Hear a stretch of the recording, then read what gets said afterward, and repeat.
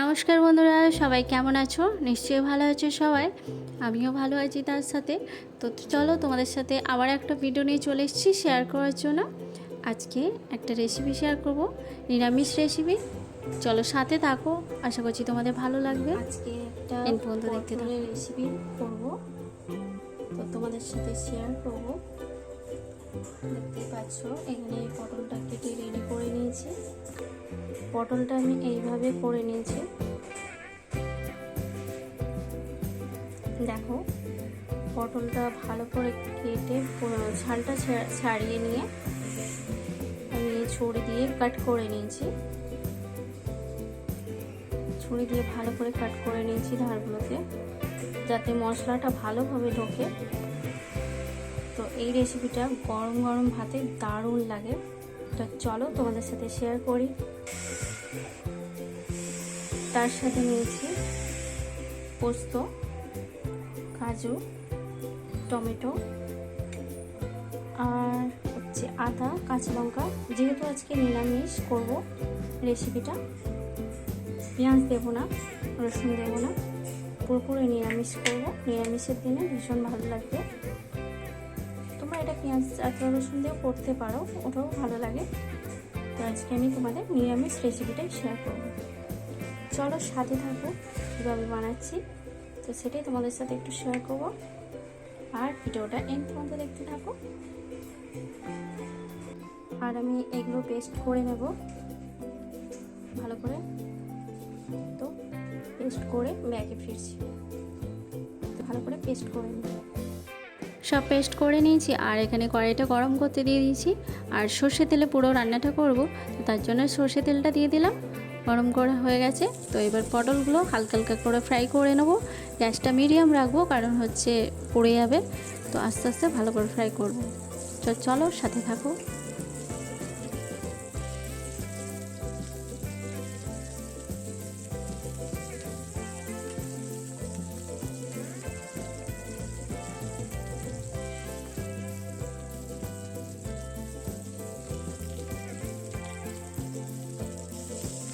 হালকা ফ্রাই করতে করতে এখানে নুন দিয়ে দেবো আর একটু হলুদ দিয়ে দেবো সামান্য, দিয়ে ভালো করে ফ্রাই করব।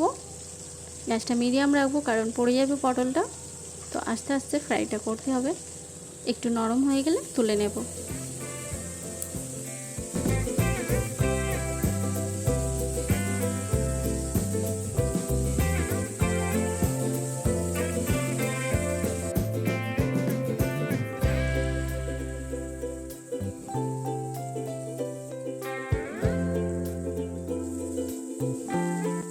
পটলটা আমার ভাজা হয়ে গেছে, তুলে নিয়েছি। এবার আমি দেব শুকনো লঙ্কা, সাথে কালো জিরে দিয়ে ভালো করে ফ্রাই করতে দেব। একটু ভাজা ভাজা হয়ে গেলে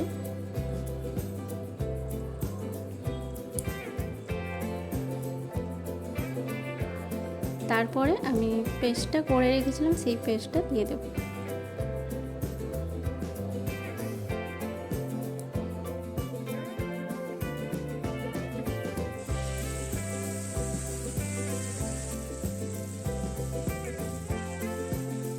গ্যাসটা মিডিয়াম রেখে ভালো করে ফ্রাই করব।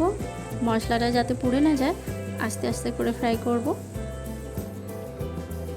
যেহেতু সর্ষে আছে, পোস্ত আছে, তো অনেকক্ষণ ধরে কষিয়ে নেব। এই মশলাটা দিয়ে টেস্ট তো দারুণ লাগে, ভীষণ ভালো খেতে লাগে।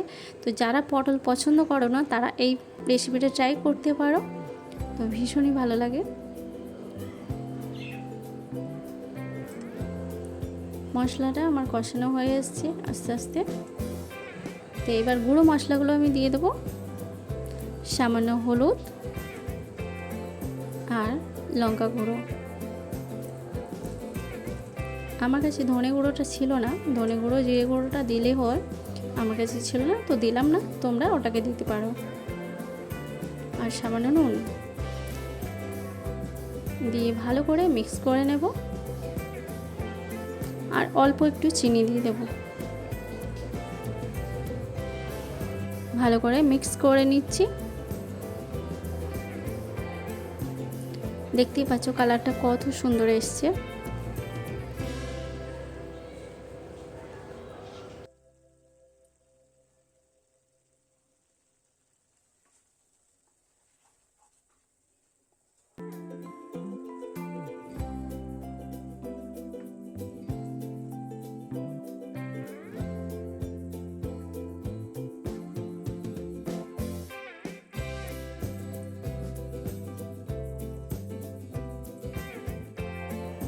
এখানে আমার মশলাটা কষা হয়ে গেছে আর এখানে অল্প করে জল দিয়ে দিলাম।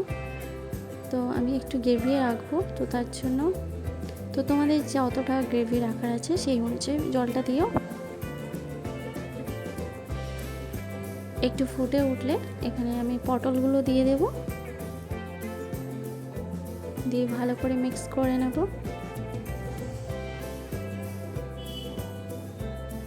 দেখতে পাচ্ছ পটলগুলো দিয়ে দিলাম। তো ভাজার সময় অনেকটাই সেদ্ধ হয়ে গেছে, তো তারপরে চাপা দিয়ে দিলাম। তো এরপরে একটু অল্প করে সেদ্ধ করে নেব। আর এখানে দেখতে পাচ্ছ সেদ্ধ হয়ে গেছে। তো রেসিপিটা কেমন হয়েছে তোমরা কিন্তু কমেন্টসে জানিও। আর নিরামিষের দিনে এরকম একটা রেসিপি থাকলে গরম গরম ভাতে দারুণ লাগে, জাস্ট ফাটাফাটি।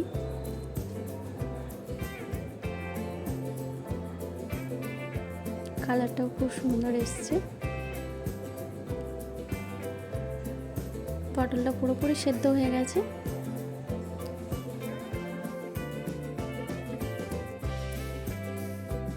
রেডি হয়ে গেছে পটলের রেসিপিটা। এর ওপর থেকে এবার ধনেপাতা দিয়ে দিলাম আর গরম মশলা দিলাম। গরম মশলাটা স্কিপ হয়ে গেছে ভিডিওতে, তো কিছু মনে করো না, আর তোমরা দিয়ে দেবে। আর এইভাবে রেসিপিটা ট্রাই করো বাড়িতে, কারণ পটল যারা খায় না তাদেরও ভালো লাগবে। সত্যি গরম গরম ভাতে দারুণ হয়েছিল রেসিপিটা, তো তোমাদের সাথে শেয়ার করলাম। তোমাদের কেমন লেগেছে একটু লাইক কমেন্টস করে জানিও।